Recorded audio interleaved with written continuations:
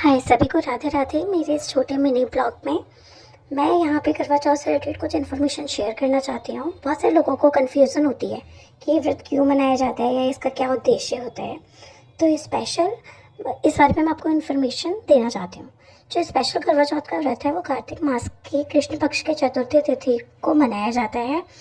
इस दिन महिलाएं बिना बिना जल की रहती हैं, मतलब वो फास्ट रहते हैं। उनका वो खाना और पानी का सेवन नहीं करती हैं। रात में चंद्रमा देखने के बाद ही इस व्रत को खोलती हैं।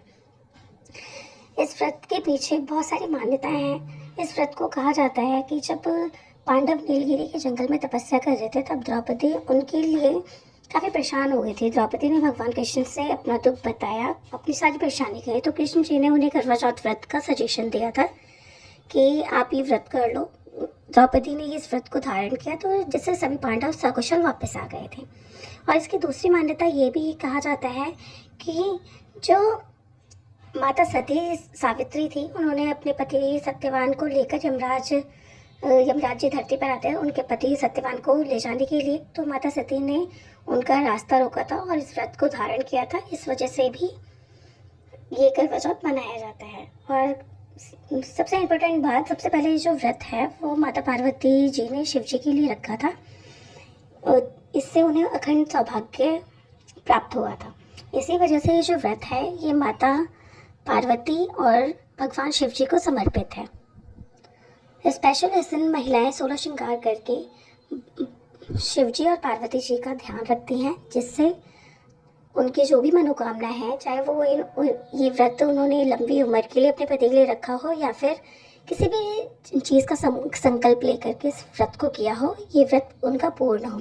इस व्रत को करने के लिए आपको मॉर्निंग में ही सुबह सुबह संकल्प लेना होता है आपने ये व्रत धारण करने के लिए।